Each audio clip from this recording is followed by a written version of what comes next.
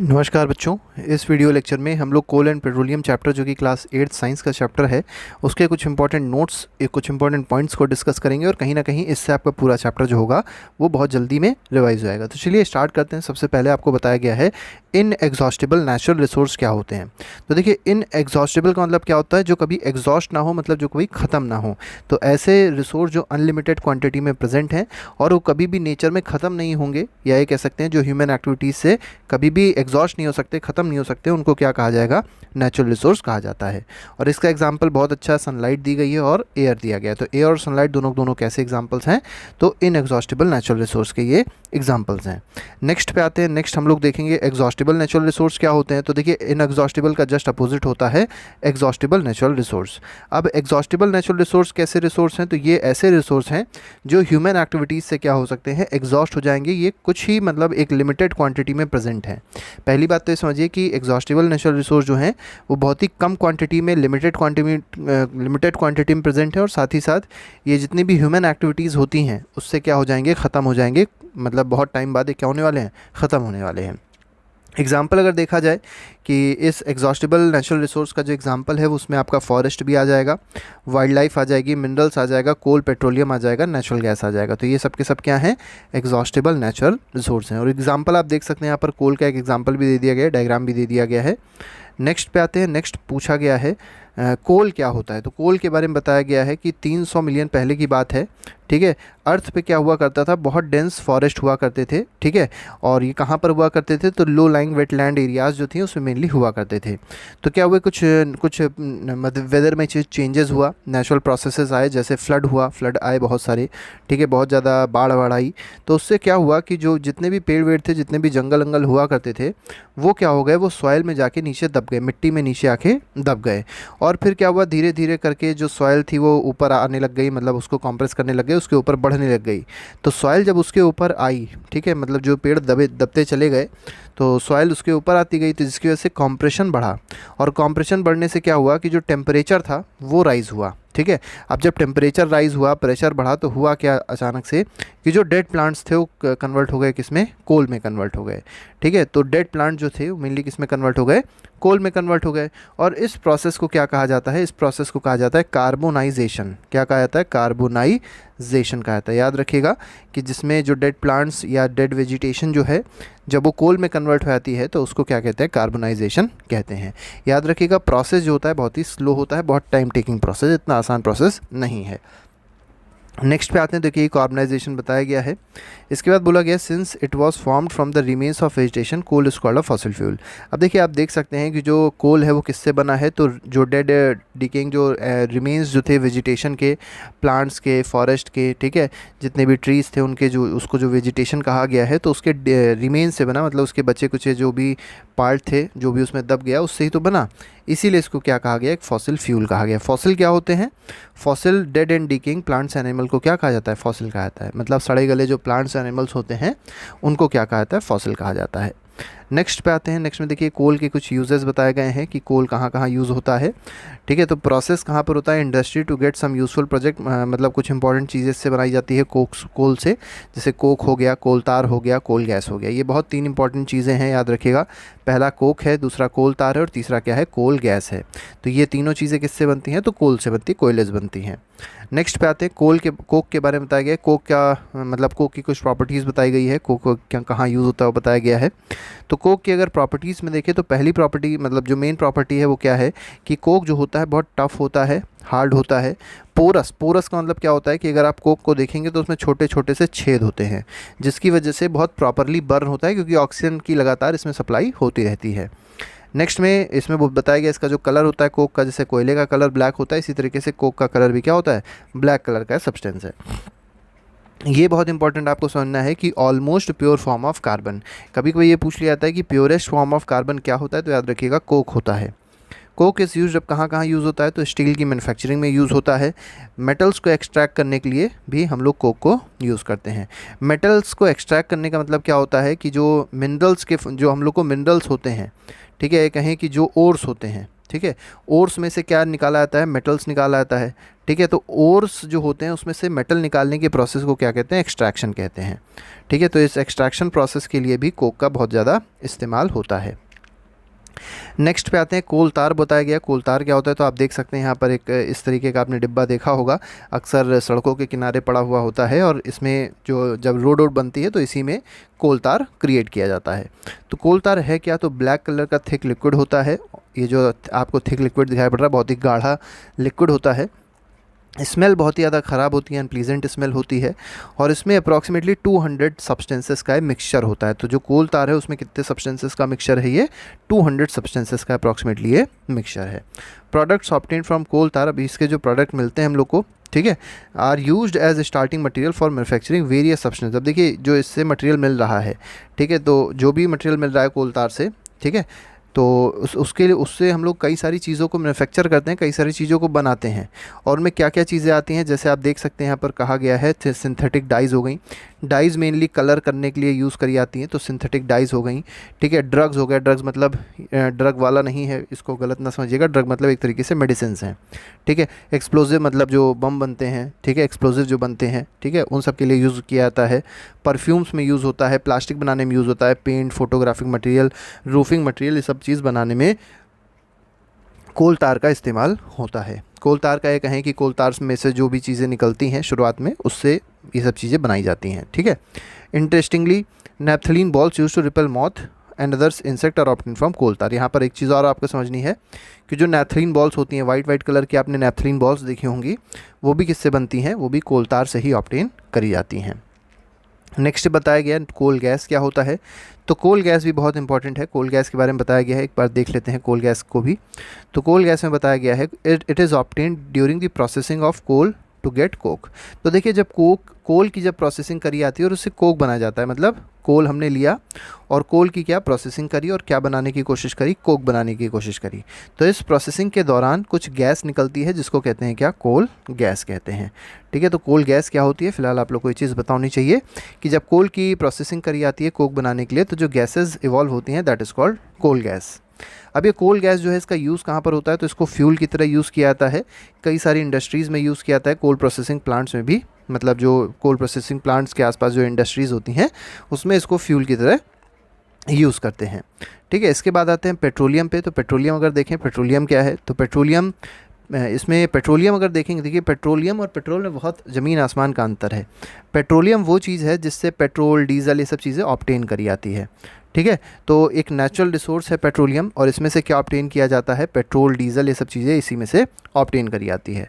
Petroleum जो word है ये दो शब्दों से बना है। पहला शब्द है पेट्रा जिसका मतलब है रॉक, और ओलियम का मतलब याद रखिएगा होता है ऑयल, ठीक है। और इसका मतलब क्या है कि ये रॉक के बीच से निकाला आता है, इसीलिए नाम इसका दिया गया पेट्रोलियम, ठीक है। तो ये एक ऐसा ऑयल है जो रॉक के बीच से निकाला आता है। तो mind between the rocks under the earth, तो अर्थ के अंदर जितनी भी सेडिमेंट्री रॉक्स हैं उनमें से कई सारी ऐसी सेडिमेंट्री रॉक है जिसके बीच में आपको पेट्रोलियम मिलेगा।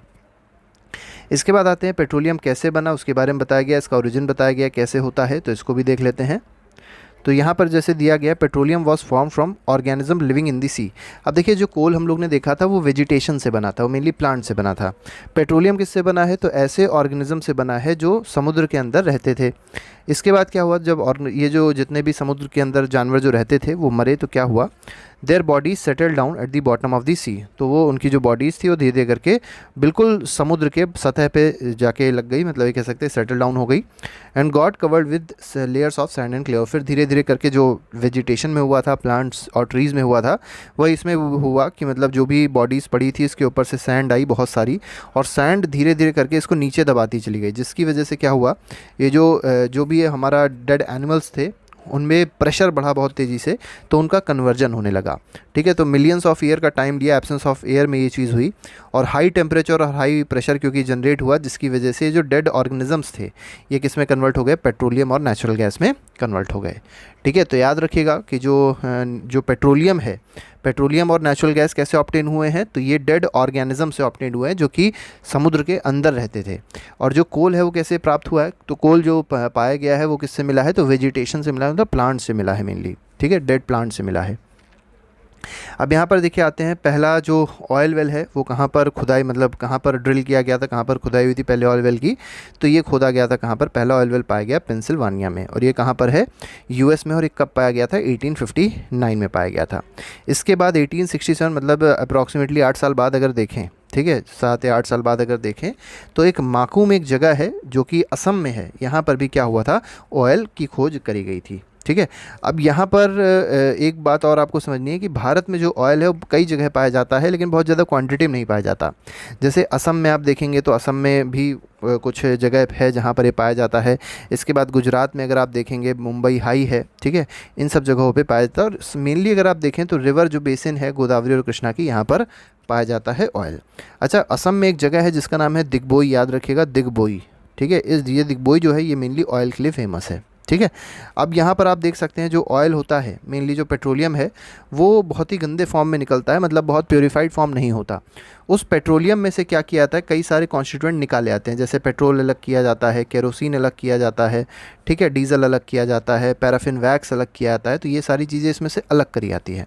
तो जिस जगह पे या जिस इंडस्ट्री में, जिस प्रोसेसिंग प्लांट में इसको अलग किया जाता है उसको कहते हैं क्या, रिफाइनरी कहते हैं। क्या कहते हैं इसको, रिफाइनरी कहते हैं, याद रखिएगा, दिस इज़ कॉल्ड रिफाइनरी। तो आप रिफाइनरी का एक फ़ोटो देख सकते हैं, तो ये एक रिफाइनरी है। यहाँ पर क्या होता है, पेट्रोलियम को प्योरीफाई किया जाता है, रिफ़ाइन किया जाता है, और उनमें से जितने भी कॉन्स्टिट्यूएंट होते हैं उसको अलग किया जाता है, जैसे डीजल, पेट्रोल, केरोसिन, इन सबको क्या करते हैं, अलग करते हैं। नेक्स्ट में आते हैं, पेट्रोलियम की कुछ प्रॉपर्टीज़ दी गई हैं कि पेट्रोलियम की प्रॉपर्टी क्या क्या होती है। तो पेट्रोलियम कैसा लिक्विड है, तो डार्क ऑयली लिक्विड है। अनप्लीजेंट स्मेल, जो स्मेल होती है, जो ओडर होता है इसका बहुत ख़राब होता है, अनप्लीजेंट होता है। ठीक है, it is a mixture of various constituent, कई सारे कॉन्स्टिट्यूंट का मिक्सचर है, जैसे पेट्रोलियम गैस पाई जाती है इसमें, petrol, diesel, lubricating oil, paraffin wax, ये सब चीज़ें पेट्रोलियम में ही मिलती हैं। ठीक है, the process of separating the various constituent fraction of petroleum is known as refining. अब देखिए जो पेट्रोलियम है इनमें से कई सारे हम लोग कॉन्स्टिट्यूएंट्स को क्या करते हैं, मतलब इसमें से ऑब्टेन करते हैं, कह सकते हैं सेपरेट करते हैं, तो इस प्रोसेस को क्या कहते हैं, रिफाइनिंग कहते हैं। और याद रखिएगा जो प्रोसेस, जो मेथड यूज़ होता है रिफाइनिंग में, that is called fractional distillation. बहुत इंपॉर्टेंट है, कौन सा, फ्रैक्शनल डिस्टिलेशन प्रोसेस यूज़ होता है। ठीक है, तो फ्रैक्शनल डिस्टिलेशन प्रोसेस से जो पेट्रोलियम है उससे क्या ऑब्टेन किया जाता है, तो जो भी डीजल है, पेट्रोल है, ठीक है, लुब्रिकेटिंग ऑयल है, केरोसिन है, सब चीज़ें इसी से ऑब्टेन करी जाती है। और ये सब काम कहाँ पर होता है, तो पेट्रोलियम की रिफाइनरीज होती हैं, वहाँ पर ये काम होता है। ठीक है, नेक्स्ट पे आते हैं। नेक्स्ट में देखिए क्या कहा गया है, तो many useful substances are obtained from petroleum and natural gas. तो देखिए कई सारे ऐसे यूज़फुल सब्सटेंस होते हैं जो पेट्रोलियम और नेचुरल गैस से पाए जाते हैं, और इनको कहते क्या है, तो इनको कहा जाता है पेट्रोकेमिकल्स। और पेट्रोकेमिकल का मेनली अगर आप यूज़ देखेंगे तो याद रखिएगा पेट्रोकेमिकल हैं क्या, तो ये कुछ यूज़फुल सब्सटेंस हैं जो पेट्रोलियम और नेचुरल गैस से पाए जाते हैं। ठीक है, अब इनको अगर देखा जाए तो इसका यूज़ क्या होता है, तो पेट्रोकेमिकल का मेनली यूज़ है कि इससे डिटर्जेंट बनाए जाते हैं, फाइबर्स बनाए जाते हैं, फाइबर्स से मेनली कपड़े वपड़े बनते हैं, जैसे पॉलिस्टर हो गया, नायलॉन हो गया, एक्रेलिक हो गया, तो इन सबको मेनली सिंथेटिक फाइबर कहा जाता है और इनसे मेनली कपड़े बनाए जाते हैं। ठीक है, पॉलीथीन आप लोगों को पता ही होगा, बहुत ज़्यादा, बहुत ही ख़राब चीज़ है, नॉन बायोडिग्रेडेबल है। ठीक है, एनवायरनमेंट को बहुत ज़्यादा हार्म करती है। और कई सारी प्लास्टिक्स हैं, मैन मेड प्लास्टिक्स हैं जो इसी पेट्रोकेमिकल से बनाई जाती है। Hydrogen gas obtain from natural gas. अब जो नेचुरल गैस है, वो नेचुरल गैस मेनली अगर आप देखेंगे तो नेचुरल गैस में क्या होता है, मेनली CH4 होता है, मीथेन होता है। ठीक है, मीथेन होता है, इसको CH4 कहते हैं। अब इस मीथेन में मेनली क्या है, हाइड्रोजन गैस हम लोग को ऑब्टेन करी जाती है, इसमें से हाइड्रोजन गैस निकाली जाती है, और फिर उस हाइड्रोजन गैस से क्या किया जाता है, फर्टिलाइज़र जो कि यूरिया है, ठीक है, यूरिया एक बहुत ही इंपॉर्टेंट फर्टिलाइज़र है, उसको इससे मैन्युफैक्चर किया जाता है। तो किससे मैन्युफैक्चर किया जाता है, तो हाइड्रोजन गैस से यूरिया को मैन्युफैक्चर किया जाता है, याद रखिएगा। नेक्स्ट पे आएंगे। नेक्स्ट में देखिए क्या कहा गया, due to its great commercial importance. अब देखिए जो पेट्रोलियम है इसकी कमर्शियल इंपॉर्टेंस बहुत ज़्यादा है, मतलब अगर आप देखेंगे भारत बहुत ज़्यादा इंपोर्ट करता है पेट्रोलियम को, और इस समय अगर देखा जाए सबसे ज़्यादा जो इंपोर्ट करता है भारत, वो कहाँ से करता है, इराक से करता है, और उसके बाद कहाँ से करता है, तो रशिया से करता है। तो इस समय की अगर स्थिति देखी जाए 2022 में, तो सबसे बड़ा जो इम्पोर्टर है पेट्रोलियम का भारत के लिए वो कौन है, इराक है, और उसके बाद कौन है, रशिया है। ठीक है, तो इस तरीके से यहाँ पर देखेंगे तो कमर्शियल इंपॉर्टेंस बहुत ज़्यादा है, बहुत सारी इंडस्ट्रीज़ में इसका यूज़ होता है, इसीलिए पेट्रोलियम को क्या कहता है, ब्लैक कलर का गोल्ड कहता है, या ब्लैक गोल्ड कहा जाता है। इसके बाद आते हैं नेचुरल गैस पे। तो नेचुरल गैस क्या होती है इसको भी थोड़ा सा देख लेते हैं। जैसे आप लोगों ने सीएनजी का नाम सुना ही होगा, कॉम्प्रेस्ड नेचुरल गैस होती है और नेचुरल गैस में डिफरेंस है। नेचुरल गैस क्या है, it is a very important fossil fuel. देखिए बहुत ही इंपॉर्टेंट फॉसिल फ्यूल है, क्योंकि सबसे बड़ी बात यह है कि इसको ट्रांसपोर्ट करना बहुत ही आसान है, क्योंकि गैस के फॉर्म में है। तो गैस के फॉर्म में है, फिर उसको सॉलिड मतलब उसको अगर प्रेशर उस पर बढ़ा दिया जाए, ठीक है, हाई प्रेशर अगर कर दिया जाए तो किस में कन्वर्ट हो जाता है, लिक्विड में कन्वर्ट हो जाता है। और जब वो लिक्विड में कन्वर्ट हो जाता है तो उसको ट्रांसपोर्ट करना क्या होता है, बहुत ही आसान हो जाता है। तो इसको बहुत आसानी से ट्रांसपोर्ट किया जाता है, हाई प्रेशर में इसको स्टोर किया जाता है, ठीक है। और जब इसको हाई प्रेशर में स्टोर किया जाएगा तो इसको क्या कहा जाता है, सीएनजी कहा जाता है, मतलब कॉम्प्रेस्ड नेचुरल गैस कहा जाता है। सीएनजी का मेनली यूज़ अगर आप देखेंगे तो पावर जनरेशन में होता है। बहुत सारे पावर प्लांट्स ऐसे हैं जो गैस पावर प्लांट्स हैं, मेनली उसमें सीएनजी यूज़ करी जाती है। अब अगर आप देखेंगे तो सीएनजी के कई सारे व्हीकल्स भी हैं। अब थोड़े दिनों में टू व्हीलर्स भी आने वाली हैं जो सीएनजी पे चलेंगी, लेकिन अभी फ़िलहाल फोर व्हीलर्स हैं जो सीएनजी पे रन करती हैं, ठीक है। तो व्हीकल्स के ट्रांसपोर्ट के लिए, क्योंकि देखिए मेनली है क्या कि इससे जो पोल्यूशन क्रिएट होता है बहुत ही कम होता है, मतलब बहुत ज़्यादा हार्मफुल गैसेस निकलती तो हैं लेकिन बहुत ही कम मात्रा में निकलती हैं। जैसे कार्बन डाइऑक्साइड निकलेगी लेकिन बहुत ही कम मात्रा में निकलेगी, इसीलिए इसको क्या कहते हैं, क्लीनर फ्यूल कहते हैं, ठीक है। बिल्कुल ये नहीं कह सकते कि बिल्कुल ही नहीं निकलेगी, निकलती है लेकिन बहुत कम मात्रा में निकलती है।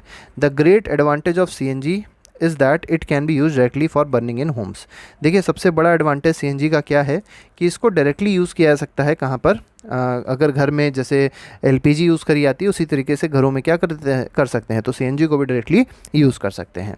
और फैक्ट्रीज़ में भी इसको आसानी से यूज़ कर सकते हैं। और इसी तरीके के कुछ पाइपलाइंस हैं जो कहाँ पर, मतलब सीएनजी के पाइपलाइंस है जो कहाँ पर पाए जाते हैं, वडोदरा में पाए जाते हैं, ठीक है। जो वडोदरा कहाँ पर, गुजरात में है, ये बात आप लोग याद रखिएगा, ठीक है। तो ये हमारे पास टॉपिक था जो अभी हम लोग ने डिस्कस किया, और इस टॉपिक का नाम था कोल एंड पेट्रोलियम, ठीक है। इसके बाद जितने भी और नोट्स बचेंगे इस क्लास 8 साइंस के या बाकी और सब्जेक्ट्स के, बहुत ही जल्द आपके लिए अपलोड कर दिए जाएंगे। तो अभी के लिए फ़िलहाल इतना ही। Thank you very much, goodbye, जय हिंद।